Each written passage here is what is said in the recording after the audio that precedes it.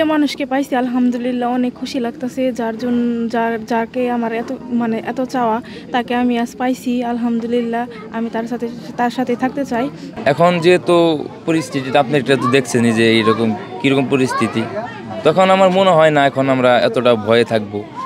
ইনশাল্লাহ আল্লাহর কাছে দোয়া করি যেন আমাদের জীবন চলাকালে যতগুলো বাধা আছে ওইগুলো বাধা যেন খুব তাড়াতাড়ি যেন কেটে আমি যায়। আগে থেকে ভয় পাই না, এখনো ভয় পাই না। আগে যদি ভয় পাইতাম তাহলে এই যুদ্ধ করতে পারতাম না। যদি ভয় পাইতাম তাহলে আসতামও না, আর এরকম কোনো কিছু করতেও পারতাম না। আমি কারোর দিকে ভয় পাই না। আমার শুধু একটা ভয় যে ওর কিছু হয়ে যাব, ওর যেন কোনো ক্ষতি হয়, এইটুকুই শুধু ভয় পাই। কিন্তু আমার নিজের জীবনের নিয়ে কোনো কিছু নিয়ে ভয় পাই না যে আমাকে মারা ফেলবে, কোনো কিছু হয়ে যাব, এইসব বিষয় নিয়ে আমি কখনো। এখন কিছু করে না, পরবর্তীতে করবে। মানুষ তো সবসময় আর এক থাকে না, মানুষকে হুট করে সব কিছু হয়ে যায়। এখন করে না, পরবর্তীতে করবে। যেটাই করুক আমার কোনো আপত্তি নাই, ও যেটাই করুক আমি ওর সাথে থাকতে পারলে হয়েছে।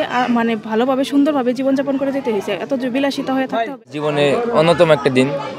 আমি আজকে অনেক খুশি, অনেক আনন্দে আছি, কারণ আমি আমার প্রিয় মানুষটাকে পাইছি।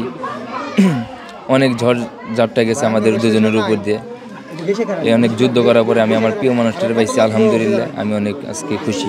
আগে কি হয়েছে না হয়েছে আমি ওইগুলা আর কি, আমার এখন যে সংসারটা আমি শুরু করব এইগুলোর মধ্যে আমি ওইগুলা জড়াতে চাই না, কারণ যেটা চলে গেছে সেটা চলে গেছে। এখন আমি চাই আমার ওয়াইফকে নিয়ে সুখে শান্তিতে একটা জীবন কাটাতে। যেহেতু একটা বছর পরে আমার প্রিয় মাস্টারে যুদ্ধ করার পরে আমি পাইছি, যেহেতু এই মাত্র কেবল জেল খেটে বের হলাম, তো এখনও প্ল্যান করি না এরকম এখনও কী করব। তো কিছুটা দিন যাওয়ার পরে আর কি নিজে আর কি ডিসিশন নেব। এখনও ডিসিশন নিয়ে নেই কোনোটা। আমি আমার সর্বোচ্চটা দিয়ে আমি চেষ্টা করব তাকে সুখে রাখার জন্য। আমি চাবো না কখনো আমার প্রিয় মানুষটারে আমি কষ্ট দিই। যে আমার জন্য এত কিছু করছে আমি তাকে কখনো কষ্ট দেব না। না, তাদের প্রতি আমার কোনো অভিযোগ নাই। তারা যেদিন তারা বুঝবে ওই দিন আলহামদুলিল্লাহ। আর না বুঝলে আমার শুধু একটা কথা, জানি আমাদের সংসার চলাকালীন জীবনে তারা জানি কোনো বাধা সৃষ্টি না করে, জানি আমাদের সমস্যা জানি না করে। এখন আমি আপাতত যেহেতু আপনাদের সাপোর্ট আছে, এই আমাদের আরও অনেক দেশের অনেকেই আমাদের সাপোর্ট আছে, তো এদের সাপোর্ট পেয়ে এতটা আমার ভয় লাগতেছে না।